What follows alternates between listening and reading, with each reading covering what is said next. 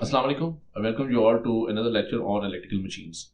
We have recently started the module that is related to the AC machines, and in that module we were studying the induction machines and their principle. In that aspect, we have covered so far the topics related to the construction of an induction motor, whether it is the squirrel cage induction motor or a wound rotor induction motor, and also we have discussed the principle of operation of an induction machine. Then we studied about the torque speed characteristics and the induced torque inside a physical induction machine. From a physical standpoint of view, we have understood everything.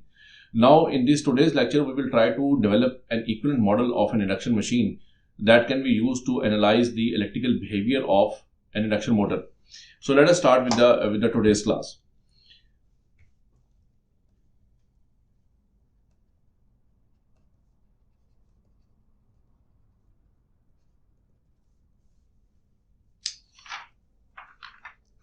Now, in the previous classes, we have discussed that the voltage which is induced in the rotor winding depends entirely on the relative speed between the rotor and the stator magnetic field, which means that there is something which is linked with the frequency, with the voltage which is established inside a rotor scheme, which is known as the slip.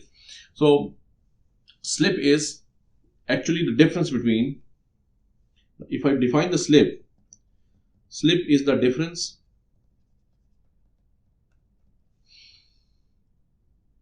between the synchronous speed or the speed of the magnetic field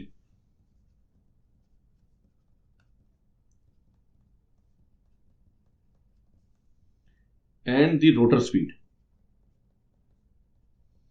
Right? This rotor speed is actually a mechanical speed which is available at the output of the machine. So we have two things. First thing is that we apply some electrical voltage to the stator winding. Now because we have applied a three-phase supply to the stator of the induction motor, as a consequence there is a rotating magnetic field which is rotating inside the machine. The difference between that magnetic field rotation speed, which is also known as the synchronous speed, and the difference of the rotor speed at which the rotor is actually moving is known as the slip of a given machine. So slip is slip speed, and slip, which is the slip speed, is equal to the synchronous speed minus the speed of the motor. Now, what is the relative motion in slip? This means that because these things are now linked with the slip, therefore we can have the slip linked with the relative speed between the rotor and the rotating magnetic field, and that is known as the slip S, which is equal to N slip over N synchronous multiplied by 100%. This is the percentage slip expressed in the percentage. Now this N slip, it is what? This is equal to N synchronous minus Nm divided by the N synchronous into 100%, right? And in terms of the angular velocity, this S is equal to omega synchronous minus omega m divided by omega synchronous into 100%, right? So you see, based on the information about the slip, we can establish a few very interesting concepts. The first concept is that if we have rotor is stationary, then this omega m is equal to 0, and consequently the slip is equal to 1, right? So slip is equal to 1 if the rotor is stationary. So this omega m becomes equal to 0. So this is omega synchronous divided by this omega synchronous will give us simple 1. Now if the rotor is moving or rotating at omega synchronous, then the slip is equal to 0. So this means that in between the stationary motor and the rotor which is operating at the synchronous speed, the slip can have a value between 0 to 1, right? So 0 slip means that the omega R is equal to the omega synchronous, and for 1 we have omega R equal to 0. So the motor is not moving, the slip is equal to 1. If the motor is moving at the synchronous speed, then we have this slip equal to 0. But mind this, if the rotor is actually moving at equal to the rotating magnetic field speed, then there is no relative difference between these two. And if there is no relative difference between the two two aspects of the machine, rotating magnetic field as well as the rotor, if there is no relative difference of the motion between the two, then both are stationary with respect to each other, and therefore there will be no induced EMF, induced voltage in the rotor, and as a result there will be no current in the rotor, and therefore the rotor will slow down. As it will slow down, again there will be a relative motion between the two, and it will again have an induced voltage, and the system moves on at a speed which is slightly less than the synchronous speed. But nevertheless, a rotor can actually have a value equal to a slip value equal to 1, or it can be operated at a slip value equal to 0. So the mechanical speed in terms of the slip can be expressed as Nm is equal to 1 minus s into n in synchronous, and this omega m is equal to 1 minus s into omega synchronous. And these two expressions, both of these two expressions are quite useful in derivation of the torque speed characteristics of an induction machine.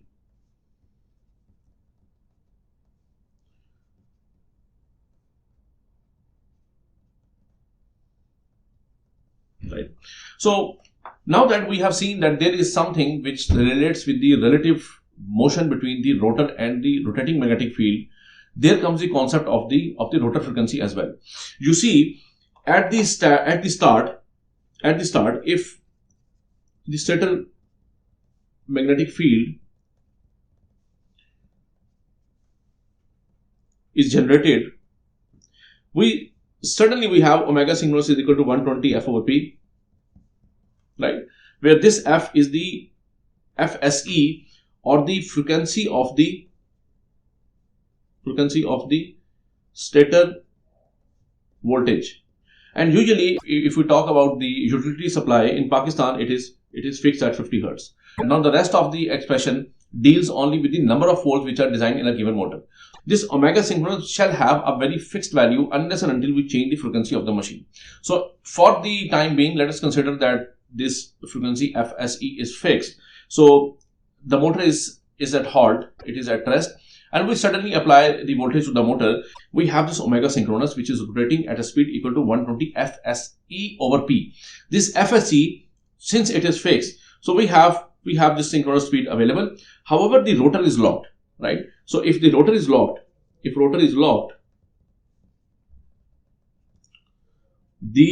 rotor has the same frequency as the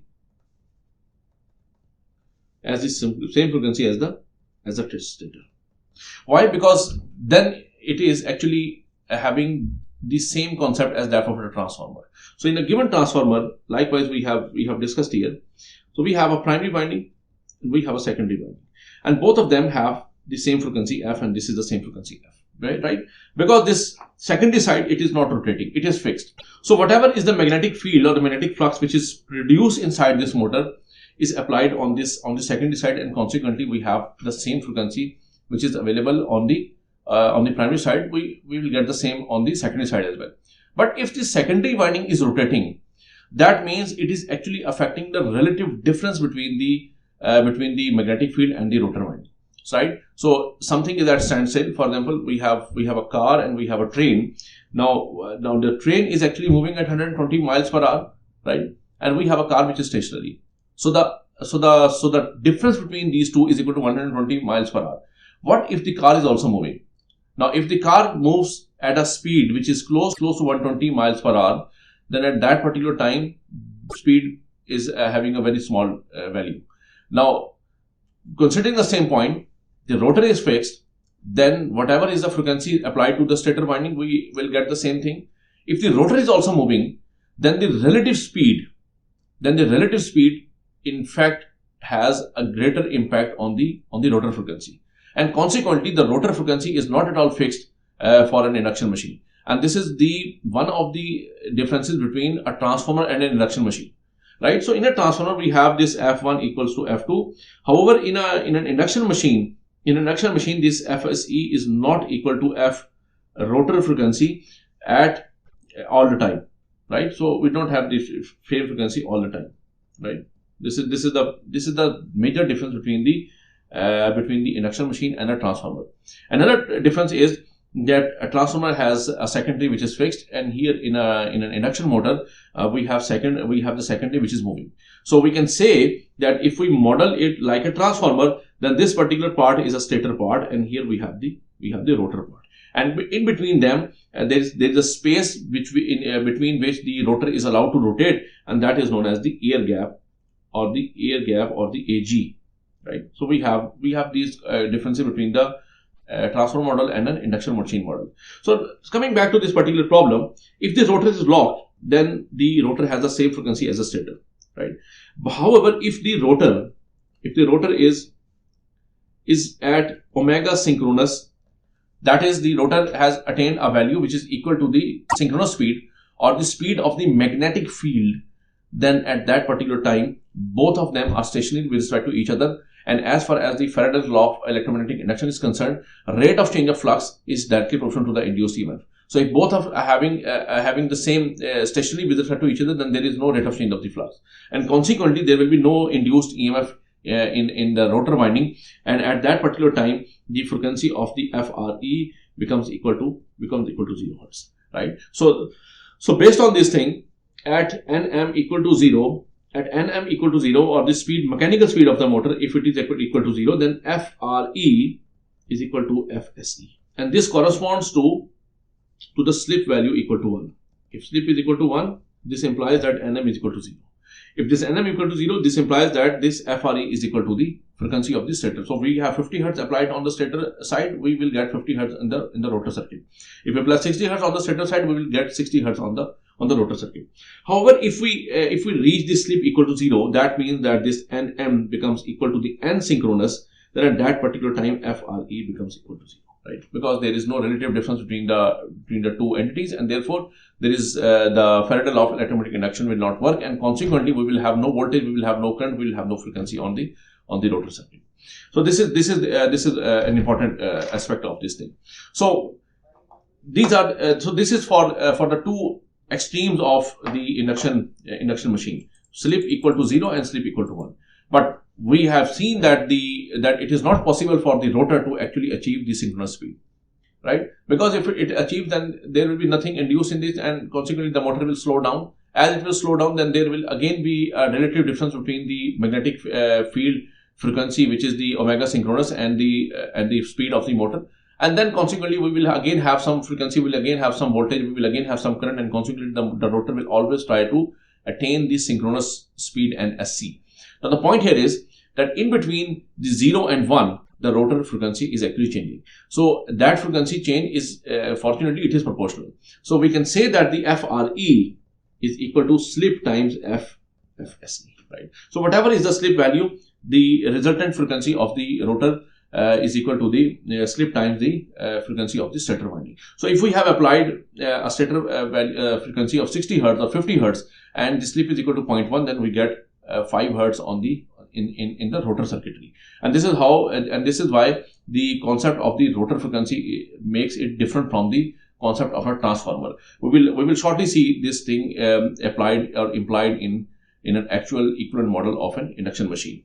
Now, based on this thing, we do know what is the value of slip. FRE is equal to N synchronous minus Nm divided by N synchronous into FSE, right? So this is the expanded expression, and we also know that the N synchronous is equal to 120 FSE over P, right? So if I plug this in here, then this FRE becomes equal to N synchronous minus Nm into P over 120 FSE into this FSE. So this will cancel out with this one. So FRE, or the rotor frequency in terms of the speed, is equal to N synchronous minus Nm into P over 120, right? Into P over 120. So this is the expression of the rotor frequency with respect to the speed of the synchronous speed and with respect to the mechanical speed of a motor. So we do know what is the value of P. P is fixed, 120 is fixed. So whatever we want to, we only need to find out these two things to find out what is the actual frequency in a machine. So let us solve one numerical regarding this particular concept. This numerical is problem or example number 6.1 in your textbook, which says that we have this 200 volt 10 horsepower electrical machines which has 4 poles, which has 60 hertz is the input. It is Y connected, which means that the connection of the stator winding is in star connected configuration, and it has a full load speed or a full load slip. Full load slip is equal to 5%, right? So it's a very simple question. So what it requires to have what is the synchronous speed of this machine. So first of all, we will find out the synchronous speed of the machine. And number B is what is the rotor speed? Rotor speed at rated load. This is the second thing. And the third thing it requires is the rotor frequency. So we need to just see how we can use the expressions that we have just derived to find out these important parameters in an induction machine. So here we have the synchronous speed is equal to NS synchronous is equal to 120 F over P. What is the frequency here? The frequency here is the 60 hertz, and it has number of 4 is equal to 4. So 120 into 60 divided by 4, it gives me straight away, it gives me around 1800 RPM. This is the 1800 RPM.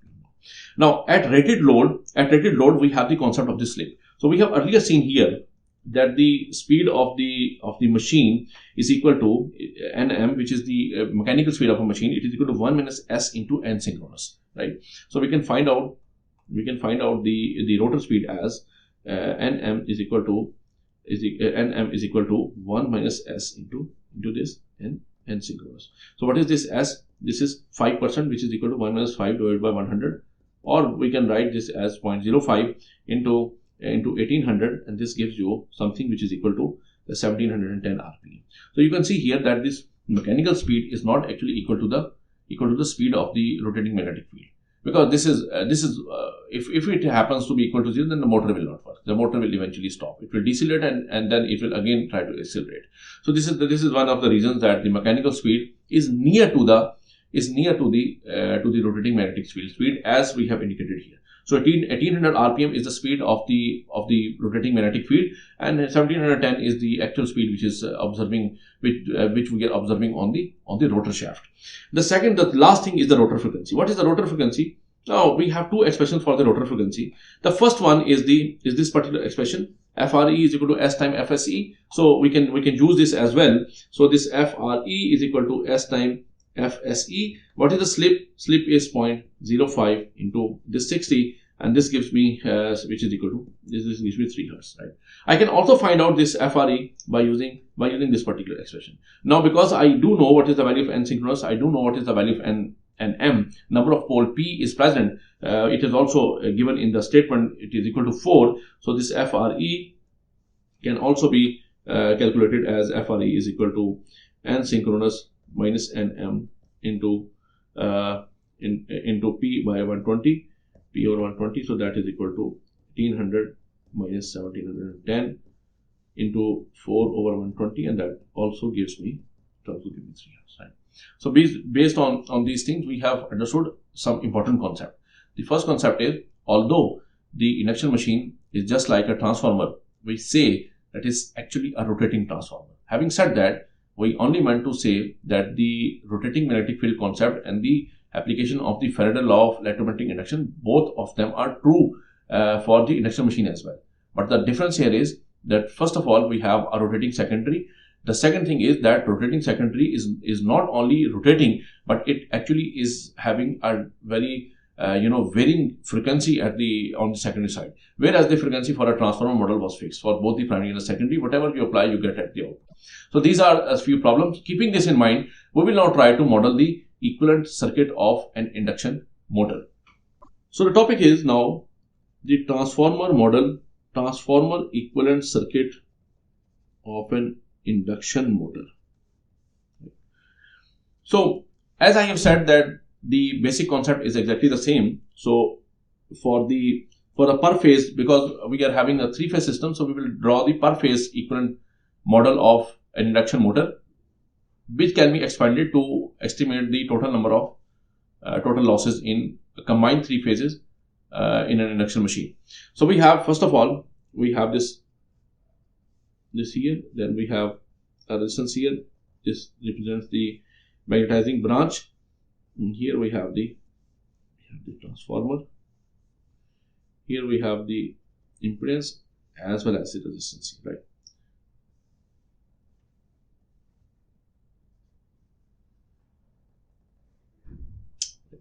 Okay, so this is the phase voltage Vp, this is the current I1, here we have the resistance R1, this is JX1, this is RC, this is JXM, here we have the JXR, and this resistance is known as the RR, or the rotor resistance. Now we do have some concept of the turn ratio here, and this winding is actually representing this one is representing the stator windings, and here we have the rotor windings, right? Now this JXR and XR, both of them are actually representing the rotor impedance, right? So both of them are actually representing the rotor impedance. This actually represents the magnetizing or the core which is involved in the machine. So this RC is representing the core resistance RC, and this JXM represents the magnetizing branch impedance.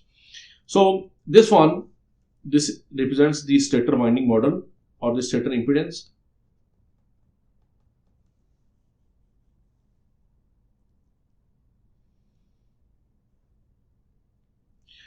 Comparing to a transformer, this XM is smaller compared to a transformer because of the air gap between the stator circuit and the rotor circuit, right? In a transformer, we have a dedicated core which is not rotating, there is no air in it, so this XM is much larger for a transformer compared to an induction motor. This is what I am saying here. Now, since we have the stator winding, we have the rotor winding, let us say this is A effective, which is the effective turn ratio of a motor.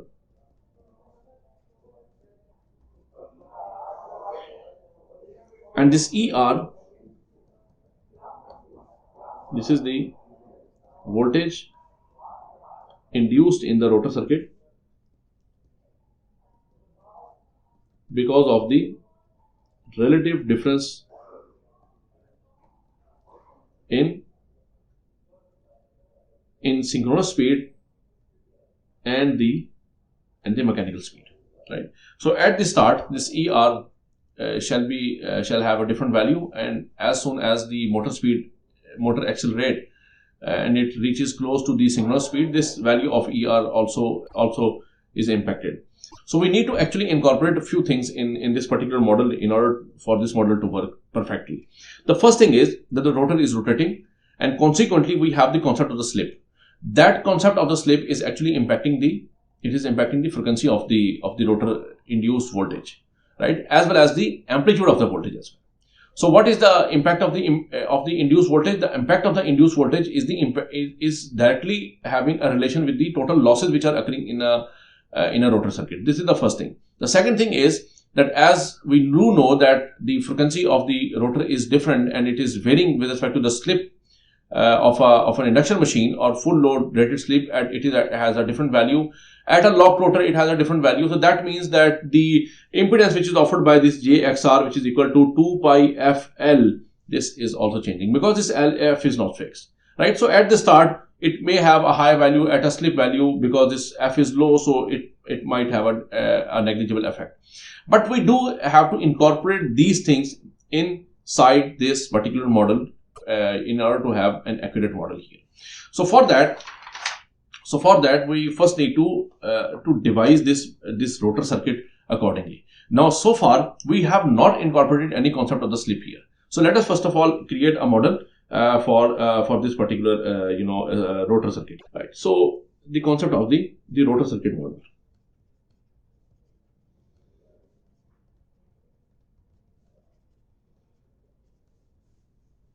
So first of all, let me write down why we are having a separate model, because the rotor impedance ZR, which is the sum of the RR plus JXR, is dependent on the slip. That's why we require to have a separate rotor circuit model. Okay, so the relative difference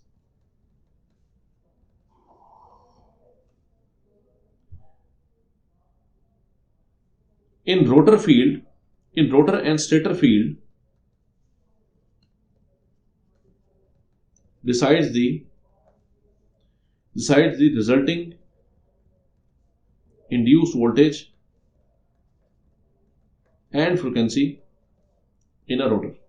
Why? Because this E is equal to 4.44 F phi N2, which is the well-known expression here. So if we change this frequency, then this definitely we are having an impact on the induced voltage here as well.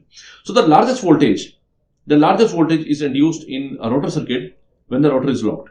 So in a locked rotor or blocked rotor test, or a blocked rotor condition, we have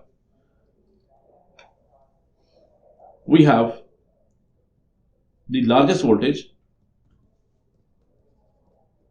and FRE is equal to FSE, that we have just discussed. Now at this omega synchronous equal to the omega m, at that particular time we have E equal to 0, and so is this F is equal to 0, so this E is also equal to 0. So now consider this particular point. This is very important, that if the rotor is locked, we are not allowing the rotor to move. At that particular point, the voltage which is induced in the rotor is of maximum value, whatever it is. Let us call that ERO is the induced voltage on rotor under blocked rotor or locked rotor condition. That is, motor shaft is not moving, is not allowed to move, right? So we have not allowed the motor to move, it is blocked. So whatever is the voltage which will induced in that particular time, we denote it as ERO, or the voltage induced in the rotor with the rotor locked, ERO. Now what is the voltage when the motor is actually moving? If the motor is moving, then this ER is equal to slip times ERO, right? So slip is equal to 1, slip is equal to 0. If the slip is equal to 1, that means that the rotor is locked, and therefore this ER is equal to ERO. And if the motor is rotating at some speed just below the synchronous speed, for example, slip is equal to 0.05 as we have seen in the last example, then this ER is equal to slip times the ERO. So we also need to find out what is this ERO, right? Or what is the total voltage which is induced in this condition when the frequency is fixed. That we can find out by applying this expression 4.44 F phi into N2. Okay, so this is ER is equal to S times ERO. Similarly, we also know that this FR is equal to S times FRO, right? What is this FRO? FRO is equal to FSE. So we can also write it as S times F into SE, right? So this is the frequency of this particular voltage which is induced in the rotor circuit.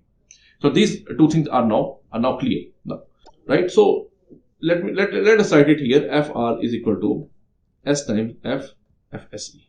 Rotor frequency is equal to FSE. Now at the start, at RO, slip is equal to 1, and at full load, slip is equal to 0.01, maybe something very close to 1. So we get the value of the ER and the ESO. Now, based on these two concepts, we need to analyze this particular part of the equivalent model. The first thing is, as I have said, that this JXR plays a dominant role when the rotor is locked. If the rotor is locked, then we have the highest frequency available, and consequently this JXR becomes dominant compared to the resistive part of this given circuit. But as soon as we have the as we have the speed of the motor close to the synchronous speed, and that particular time this F becomes very low and this resistive part becomes dominant. So this is one complexity that we need to incorporate in this particular model. So if I say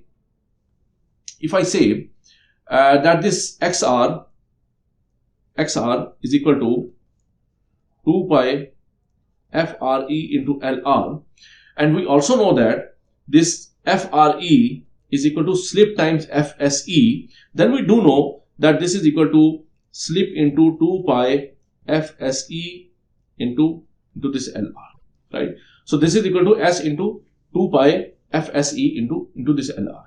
And now we can say that this whole thing is known as X naught XRO, right? So XR is also now expressed in terms of the slip frequency. So this XR is equal to slip times the XRO, right? So this is the original reactance of the original impedance of the rotor circuit when the frequency is at its peak, which is equal to the stator frequency at the time when the motor is not allowed to move.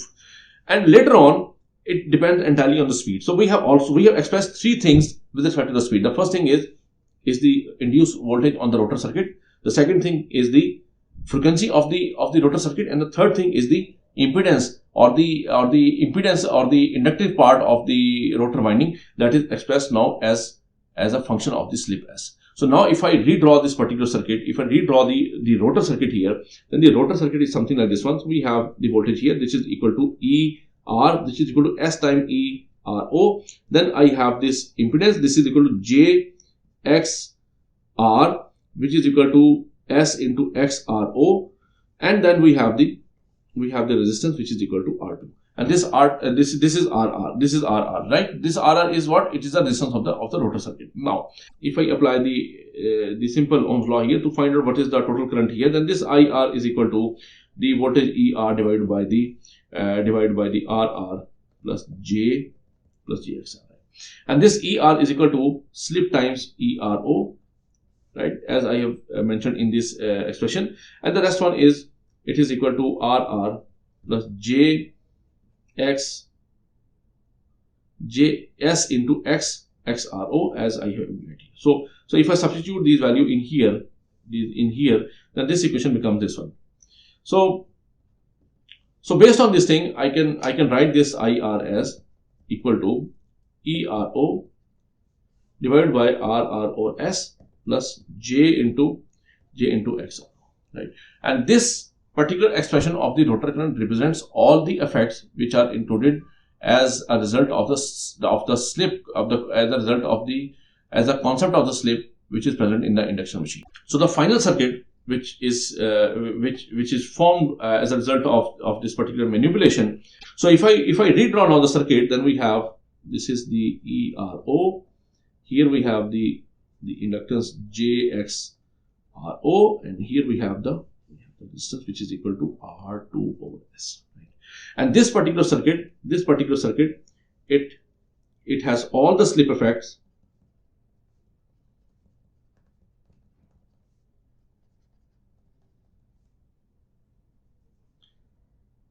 lumped in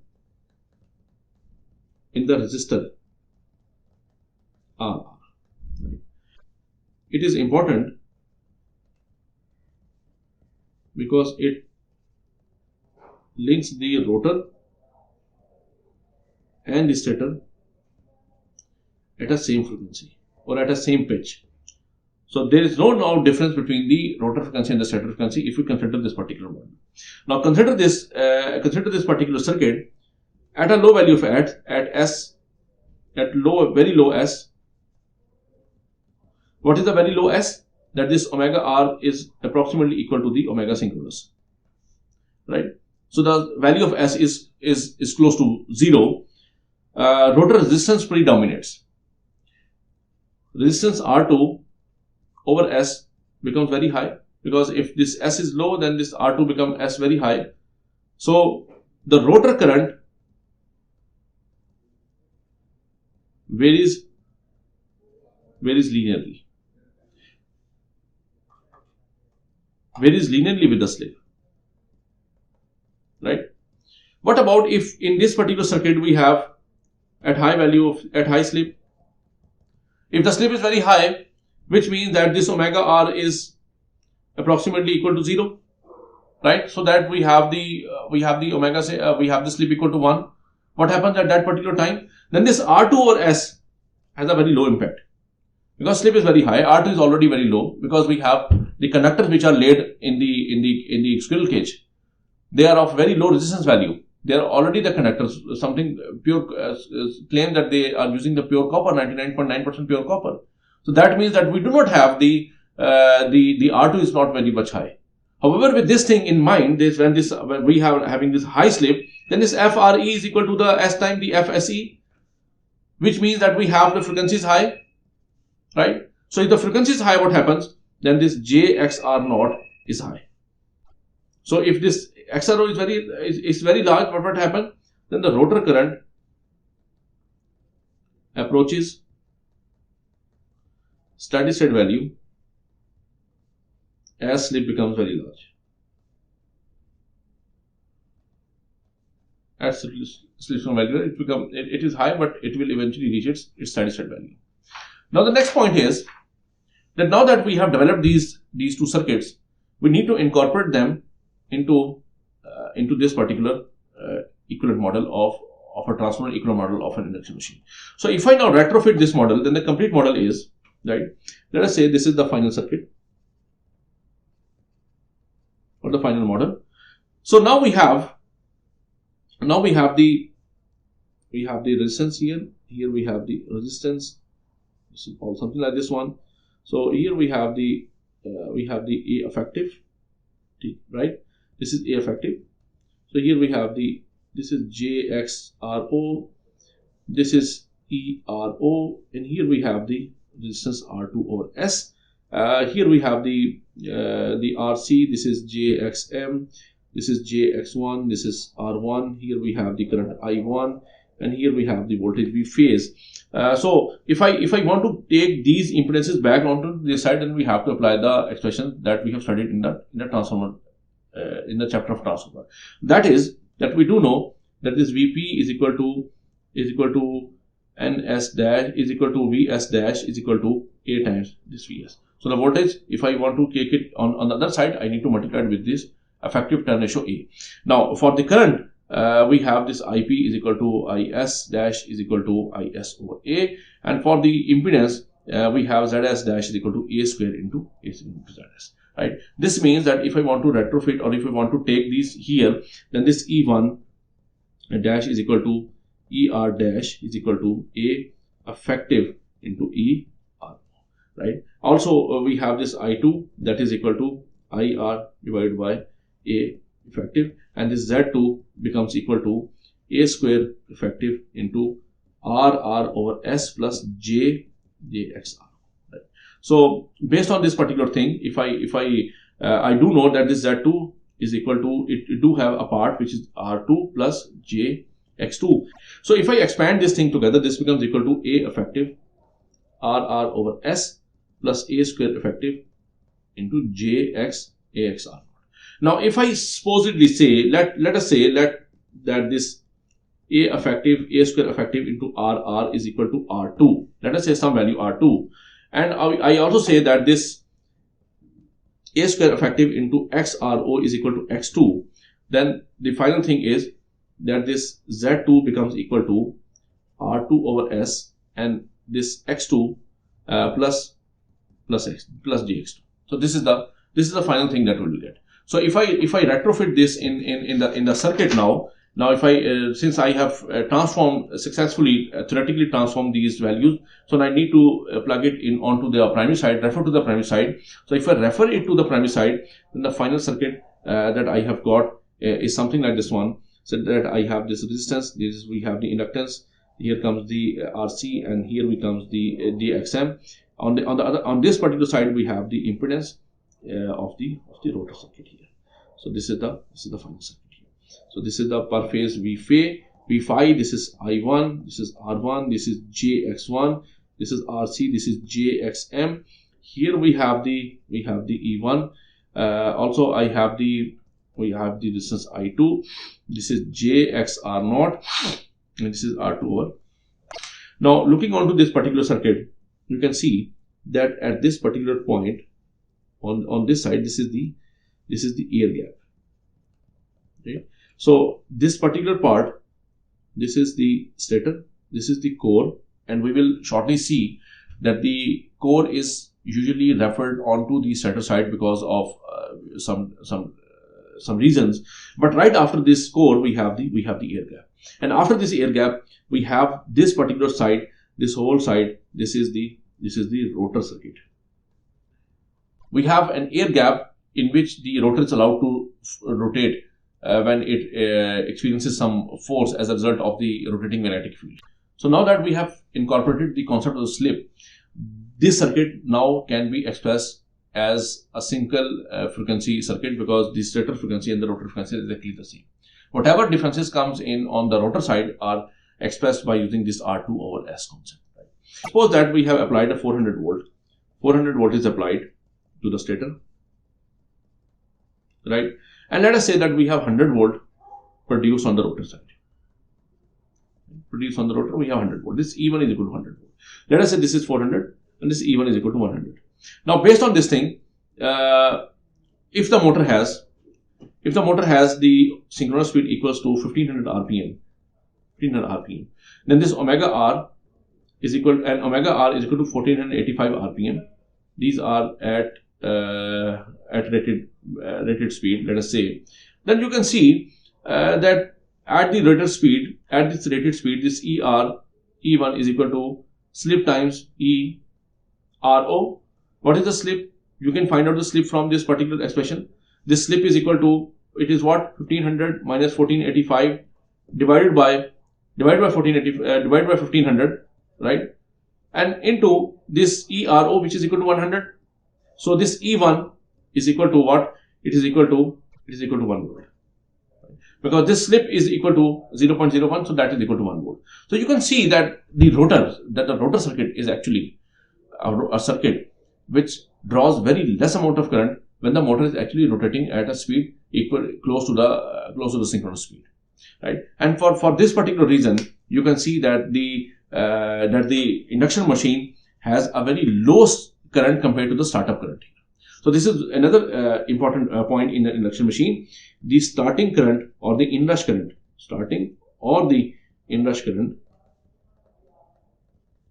is very large compared to the rated current, and it is usually 10 to 12 times larger than the rated current.